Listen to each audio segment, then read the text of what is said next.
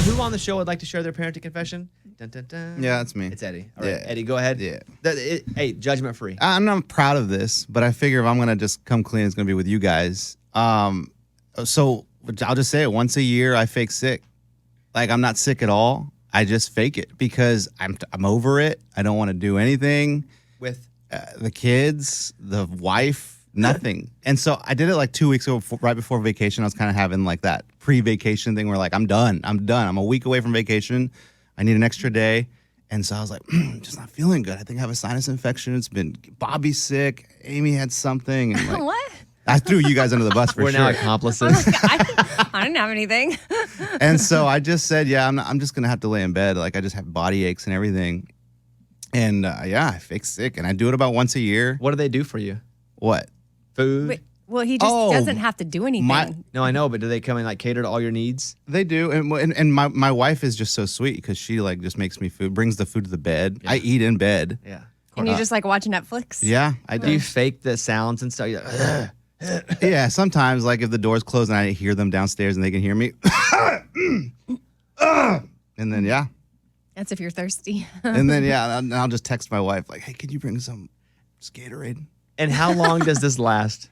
Oh, it's just the day. And then I have to like get over it the next day because I'm at work. I can't call in sick. Once I call in sick, then I've kind of blown it. Like, I don't want to do all that. And how do you feel now that you've revealed that? Oh, I feel good. Does your wife know that already? Well, we talked about it. I wasn't going to talk to you guys without talking to her about it. And she was kind of upset. And I think now, like, she's sick today. Oh, yeah. And I don't know if Mm-hmm. I don't know if that's a coincidence or not. But yeah, she was sick to like last night. And I'm like, is she getting back at me? So I don't know. She seemed okay with it. She's like, it's okay. It's fine. I get it. You're tired. Just communicate it next time. How are the kids? They're good. Eddie's got 4 kids, 2 of his own and 2 foster kids that are living with him. And the foster kids are good? They're great. I mean, we're having a little trouble with the older one. You know, he's a toddler and he's just going through things. I think he's in a testing mode right now, is what they call it, where he just tests you. And I think it's not to get too deep about it, but it's to just make sure that you're not going to leave them or you're not going to get rid of him. And I do that. Kind of like testing your love for him. All the girls I date, I do that. Is that right? I'm still in the testing phase. Yes. No, you're being serious. I joke about things I'm serious about. No, he's serious because my kids being adopted, they do that. And Bobby would tell me, oh, yeah, that's what they're doing. That's what I do. And you did. Yeah. Well, explain that. What? Like the testing thing. Why do you do that? This is what listen, I've been in therapy a lot. Because he's been abandoned. And if you're new to the show, I'll give you the 30-second history of me. I grew up in it. Had a good-looking mama. My mom was an addict. She died in her 40s. My dad left when I was 5, 6 years old. And so you always feel like you're going to get abandoned again because that's rooted in you. And so you're always testing to see if the person's going to leave. And you do things to go, all right, well, let's see if they'll leave now. And then when they don't, you go, okay, well, they'll last at least through this. And you do it again and again. So he obviously feels like someone jumped out on him. And he wants to just see if you're going to leave him. So he's going to put you to the test. And it's not a good I make a joke about me doing that. But Right. I have done that in relationships. What I don't understand about it, though, is just like the other person has the urge to leave you. Like, I mean, they've left me before. But if it's at least for my kids, they hadn't ever had unconditional love. So they don't know, they don't have that security. So if you're going to be the one that's that role, they want to make sure that you're in it for real. Yeah. Yeah. And my wife has to remind me, just tell him he's not going anywhere. He's here and we're happy to have him here, that kind of thing. Because I mean, my honest reaction is just like, well, then, I mean, if he doesn't want that to be here, then why is he here? You know, Oh, and yeah. that's not the right way to also think a of it. Kid. I know he's a kid. Yeah. I know, but And I'm a kid sometimes too. So. Eddie, you're normal with those thoughts. And at the beginning of our adoption, trust me, for like 6 months, I felt guilty for having those thoughts of like, I'm not equipped for this. So like, why should we made a mistake? But I mean, they're not real. Like you kind of just have to put those thoughts aside and know like there's a bigger purpose. It's almost like you got to meet in the middle. Like eventually he has to kind of learn. And again, I speak to someone who's been through these issues. He has to kind of learn that not everybody's going to leave. And you have to also realize that he feels like everybody's going to leave because everybody has left. Mm-hmm. And so neither one of you are going to go back and be like, I'm now fixed. You kind of have to learn each other.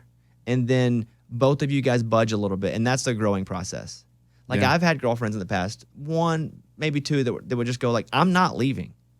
and like treat me like a kid. Like as much as you're trying to chase me away. Like you're trying to do little things to push me away, but I'm not leaving. And as 4-year-old as that made me feel, there was some comfort to that, because when everybody leaves you your whole life, you just expect everybody's going to leave you. Continue. You only know what you've been taught. Yeah. So, I would imagine that's a heavy thing for you right now. Yeah, that's kind of just what we're going through. And there's just different things that I guess when you foster, you go through different stages. And I guess that's our stage right now. What's up with, then you can say, are they staying with you for a longer time? It looks like the time is being extended. I know last time you said that too. Do you think they'll be here for all of 2019 with you? Yeah. You do? I think we'll get through Christmas with them. Mm-hmm. That's just me kind of thinking, just kind of looking at our situation. And if I can predict, I would say, like, I'd bet that they'd stay here through Christmas, yeah. Do you think that they'll ever go back to their parents? Yeah. You do? Yeah, because I see improvement from the parents, which is the goal. It's not always the goal. I mean, I think in our situation, it's the goal.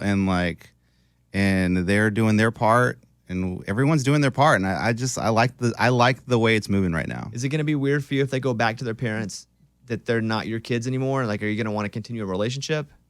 No, because I've kept the feeling of like, this is our role right now. This is what we're doing in their lives. We're giving them what they need right now, so everyone can get it all together. And then once that's done, then we get back to normal, and hopefully we can keep in touch. Because we're already in touch with their parents. And so hopefully we can keep in touch with them forever and just kind of see how they're doing in life.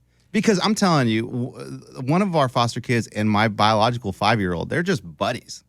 Like they're going to spend more than a year together in their lives. So I want them to kind of keep in touch. If we're not going to keep in touch, I would like for them to keep in touch, because, I mean, it's like a childhood friend. I wonder if you'll be Uncle Eddie. If you'll go from being... kind of the dad to Uncle Eddie. Yeah. And then you got to wonder if the parents have any resentment toward you, and not fairly. Yeah. But, Fancy Eddie is the guy that took the kids, and now he still wants to be involved. There's a lot of untangling from all sides. But it's cool. It's really cool what you're doing, man. Thank you, man. It is cool. Yeah, we enjoy it. Thank you. Yeah. Give me a couple of those. I watch Amy's kid. I was watching Amy's son on Instagram yesterday, and he's 8. And I'm like, that's what I need. I get 7 or 8-year-old. Mm-hmm. Oh, yeah, that cute moment on Instagram. Yeah. That's what you need. Yeah. Yeah. Oh, that Instagram moment. Yeah. I need that. Trust me. Eddie and I are putting those hard times up on the gram. Mainly because, and you want to keep it real. So I, it's not that we don't want to share those moments, but then it's just not fair. Like, again, I ask my kids, like, hey, can I post this? And I don't ever ask them, or I don't film them during the hard times. Like, okay, busting out my camera. You want to put this up online now for everybody to see? Because sometimes they'll be like, Mom, you can post it to the Instagram.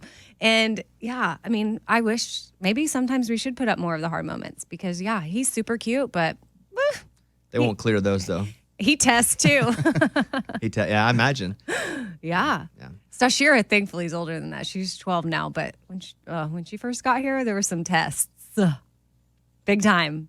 And I imagine the test will come back too, by the way. They don't ever really go. I know. They don't ever really hope go. not. She's doing so. She's acclimated well.